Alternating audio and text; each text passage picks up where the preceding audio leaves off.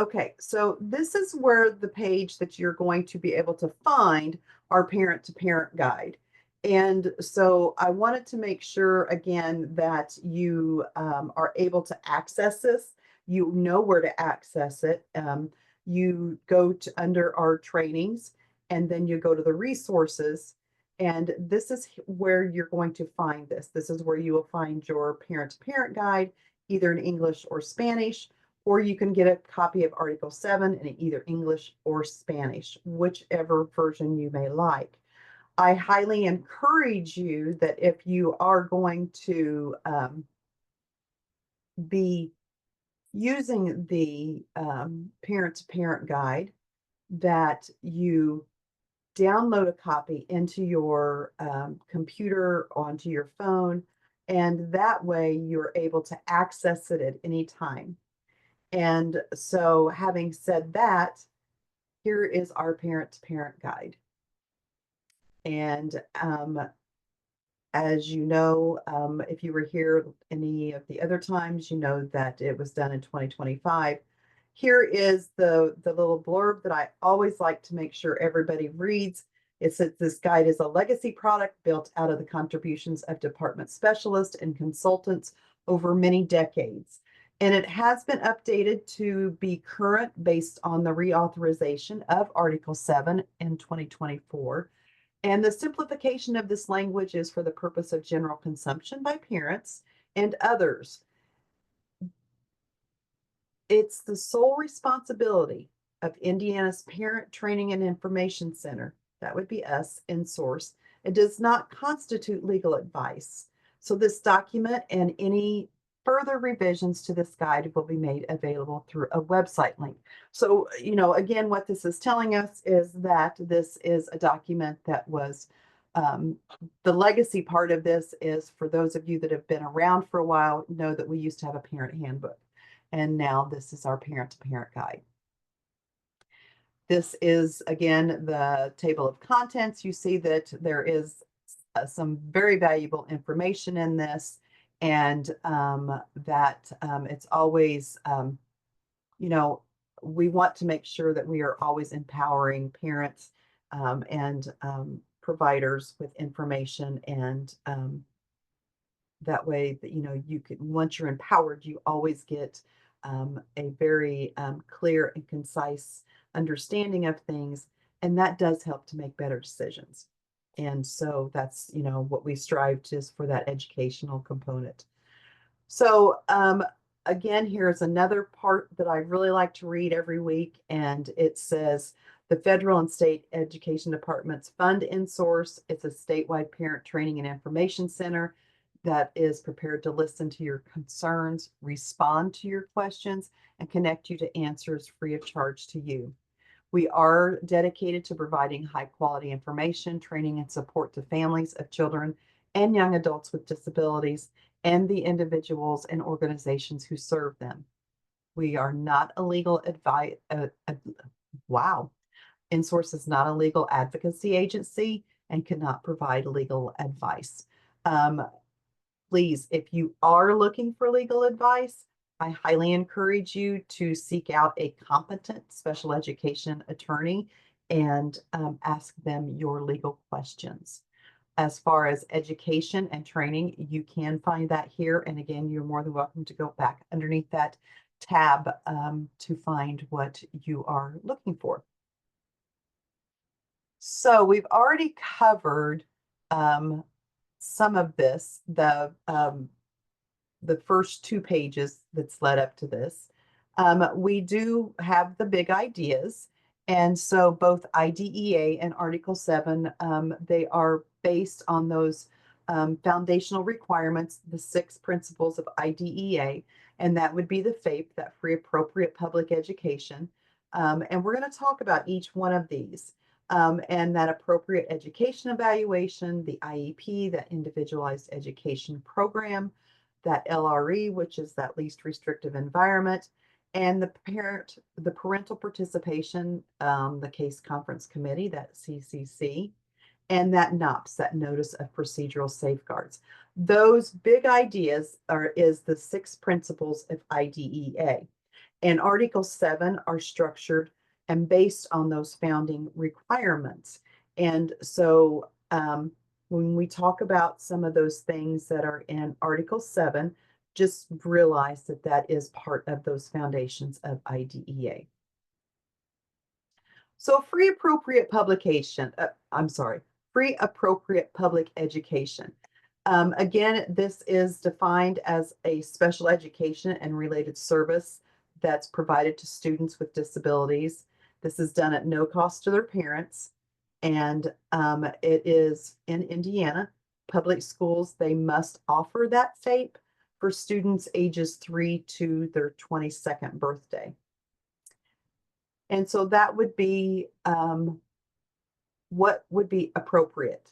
And so appropriate, that differs from child to child, and that differs from disability based, what their disabilities are, and it's based on their needs. When that school does do their meetings and they plan for what that student may need, and then they propose that program to the parent, then that is called an offer of FAPE. And that's to be presented to a parent in a document that is that IEP, that individualized education program. So in order for a student to access FAPE, to be able to receive that FAPE, a parent must give consent.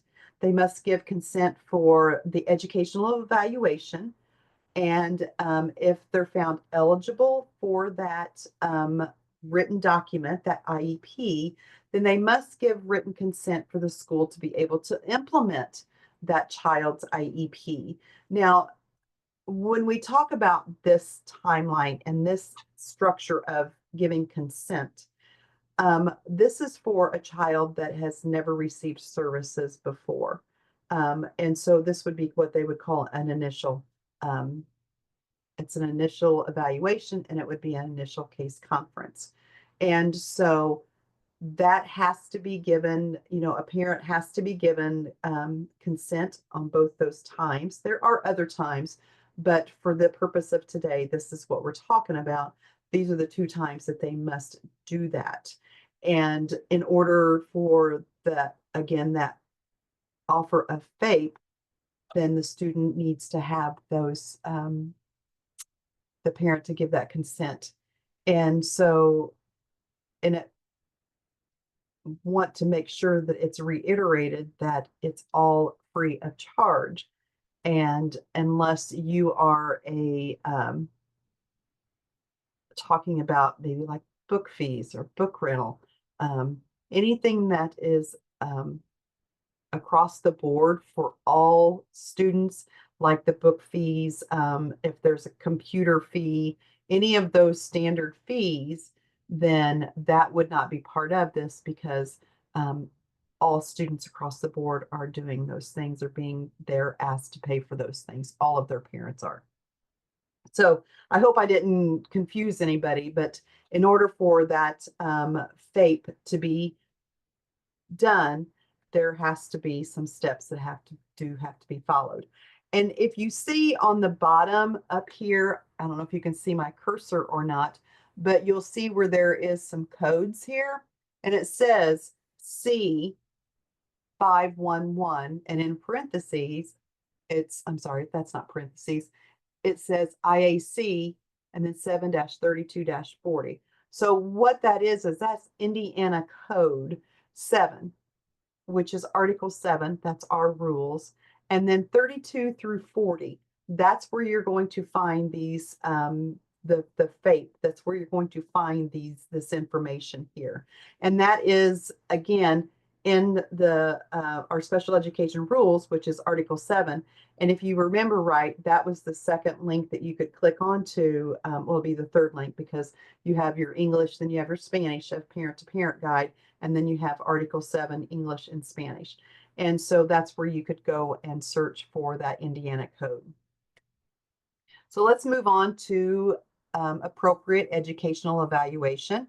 And so in order for there to be a decision about a child's disability and the nature and maybe the extent of the special education and related service that the child may need, there has to be a comprehensive evaluation that is to be given. And there's some requirements that it not be racially or culturally discriminatory, and it has to be administered in that child's native language. And the parent must give written consent in order for that initial evaluation to be given to the student. And then again, there you see there's that 511 IAC 7-40-4. And again, that's where you're going to find that information in Article 7. So now once a child has been identified as eligible and the parent has consented to that evaluation, then there is going to be a time when we may be needing to discuss a reevaluation. So a need to reevaluate. Well, that has to be discussed, and that's discussed in that case conference committee. And that has to be done at least every 3 years. And it can happen sooner, and it can happen more frequently, depending upon the information that you're discussing in that case conference and the needs that that the child has. So there are always going to be extenuating circumstances for certain things, obviously. But if there is a need to reevaluate, then that has to be discussed. And then at that point, at that juncture, you can decide, do we need to have a reevaluation? And so are we going to need to agree to that? Now, there's several different reasons why you may want to reevaluate, and we're going to kind of talk about those, as we get further into our parent's parent guide.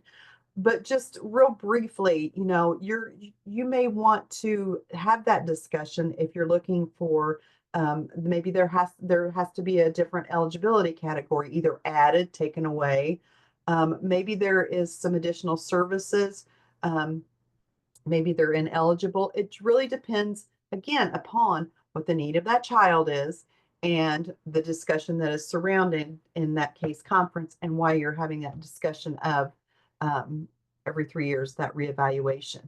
Some students need it to be done sooner. Some students don't need for it to be done for a while. In my case, we did not need a reevaluation every 3 years necessarily. And it wasn't because there was not a lot of changes. There wasn't any need to add or take a category away. And so that, on a personal level, that's why we didn't have to have it every 3 years. So you're really wanting to know, if you're having that discussion, again, is there changes that have been made? And so that's the conversation. And again, that's part of that appropriate evaluation. And we're going to get further into that. I'm sorry, I didn't mean to kind of get down into the muck of it yet. So the individualized education program, the IEP, this is a document that is required for any student that's eligible for special education for them to have a document, and it's to be developed by that team. It has to be reviewed at least annually, and you may hear that called that ACR, that annual case review. The IEP, that written document, is going to describe how that student is going to access the services that are needed. They're going to access that general education curriculum and those related services. All of that has to be documented and in that document. Special education is a specially designed instruction, and that's based upon the needs of each individual student. Those related services, again, those are all based upon that individual student and what that evaluation, what was determined in that evaluation. And, when we talk about just related services alone, that can be anything from occupational therapy. It could be transportation. It could be maybe counseling services. It could be physical therapy. Maybe, like the example up here is an educational interpreter. It just depends upon that individualized education plan or program that is meeting the individual unique needs of that student. Okay. And again, we're going to get down further into what each one of these sections are as we move through that parent-to-parent guide. Okay. So the least restrictive environment is where you're going to educate that student. And we always want to strive for the maximum extent appropriate that students with disabilities are going to be educated right alongside their peers. And, their peers are their friends in the neighborhoods that they live in, the kids that they have went to school with since kindergarten or preschool. We want them to be immersed in that as much as possible. We know that there are always going to be extenuating circumstances. There always will be. And no matter what your situation you're talking about, there can be extenuating circumstances. So we want them to have that least restrictive environment. We know that restrictive, that really means that we are preventing them from being with their peers, with those same age peers. And so we want to make sure that we are, again, understanding what those unique needs of that child is in order for us to give them that LRE, that least restrictive environment. And we know that environment, that is where that student is located. That is where the student is going to, as it points out here, that sweet spot where they can be placed and where they can get help they need. And while being, again, immersed in with their peers as much as possible. A student with a disability, they can do well in the same place as their classmates.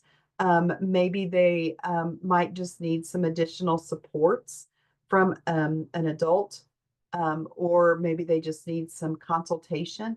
And that is generally that general education setting. And this is, where you could be a child that is sitting in the classroom with your same age peers, and you just may have to check in with somebody once in a while. It just, again, every IEP, every individualized education program is unique to the needs of that student. Now, again, we do have some students with disabilities that may need more help, and maybe they need to go to like a resource room. And so that would be a little bit more restricted because they're not always sitting with their peers. Excuse me. Maybe they have to travel out for some special instruction, or they, they just, there's so many different reasons why a student may need to go into a different setting for a subject area. It just depends. Some students do well with only a fewer students in the room. So, maybe they, would do better with fewer kids in the classroom. Maybe they would do better if things were broken down a little bit further for them. Again, we're talking about something that is inside of that case conference and having that conversation on what those unique needs are of that student. We know that there's always going to be an exception to the rule.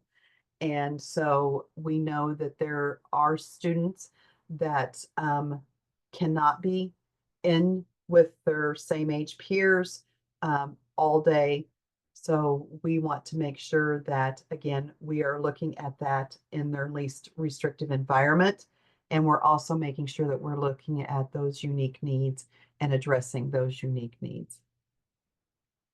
Okay. I don't see any questions or anything posted yet. So I'm going to try and get through the rest of this. Again, you see that there is the 511 IEC 7-42-10. That's where you're going to access that information in that Article 7. We have the parent participation on the case conference committee.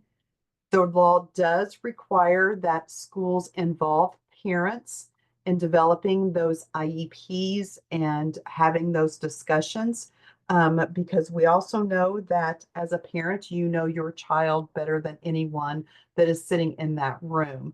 The case conference is a group of individuals who, again, are going to meet annually for that ACR, that annual case review. And they're going to determine that eligibility and design that IEP. And again, if we're talking about a initial IEP, this is the first time you've come together for having those conversations. Again, you as a parent, you bring to the table the best information because you are the one that knows your child the best. Now, there are times whenever we do want to include our students or our children with disabilities on some of those discussions. We want to make sure that it's appropriate and they are invited to those meetings. Now, there are times that they are asked to attend, and that is for that TIEP, and that is that transition IEP and when that's being developed. And so we want them to be present so that they can start to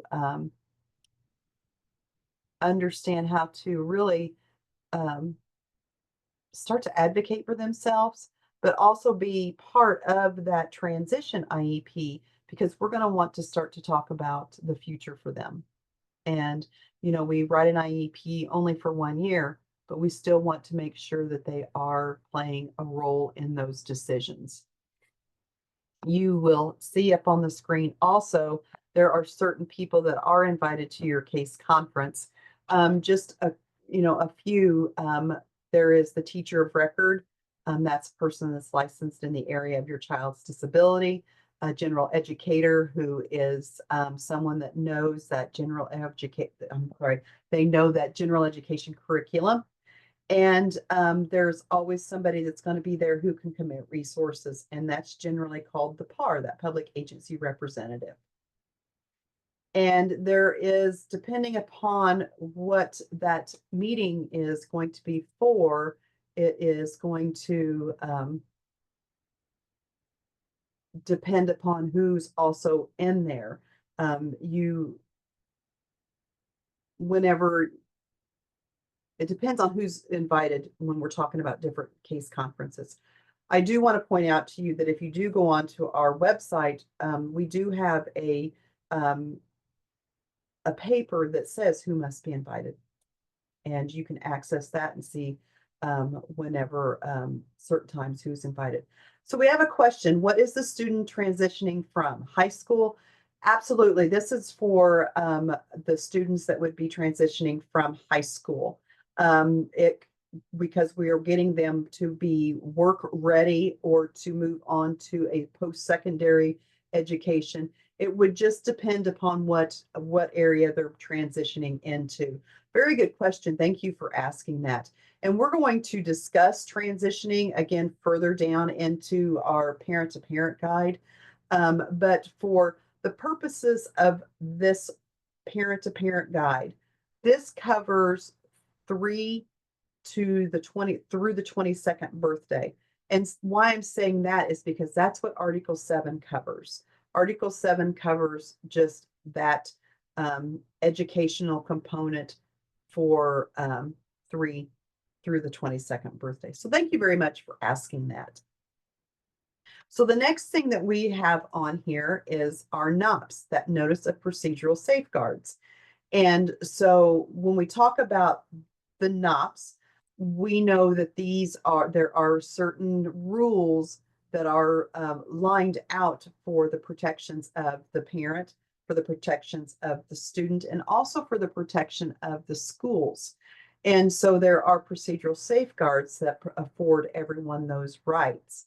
So down here, further into our document on page 6, this is where you're going to see what the Notice of Procedural Safeguards contains. And so this is going to, there's several bullet points here. And the one is the right to a written notice before the school can take certain action. So you would receive a document that would contain that information. You can see that we have down here at this bullet point, the parent's right to inspect and review students' educational record and to provide consent before information from the record is disclosed and to challenge information in the record. So all of these things are outlined in that notice of procedural safeguards. And there is also in there information that links you back to Article 7. So just like we have down here, the codes that are down here, that is also embedded in those notices of procedural safeguards.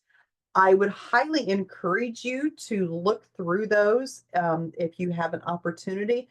And the reason why I say that is everybody really needs to familiarize themselves with a notice of procedural safeguards.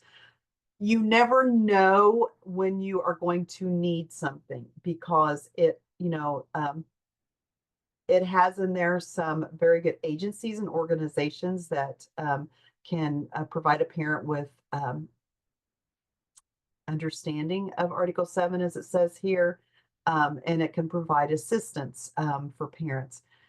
Also, this does lay out the information if you need to file a complaint, if you need to file for mediation, or if you needed to file for due process. Not that I'm saying that's where you need to go. What I'm saying is that's part of the notice of procedural safeguards, and it will give you that information if you're ever looking for that. Okay. Again, we have Indiana Code 7-37-1, and that's where you're going to find that notice of procedural safeguards. So this is where I'm going to bring this to an end today. I don't see any other questions that have been posted. I do want to point out that this is where we're going to start to talk next week on talking with school professionals and how we can have those conversations. And sometimes they're good, sometimes they're bad, sometimes they're difficult. And so we just want to be able to provide you with some little tips and tricks and talking points for that. So let me check to make sure. I don't see any more questions. So I am going to stop sharing, and I just want to remind you that I have posted in the chat box. I'm sorry, complete blank. In the chat box, that's the first link that you have. And let me go ahead and post that again for those of you that are on the Zoom platform. And for those of you that are on our Facebook Live platform, you will see that that is also the first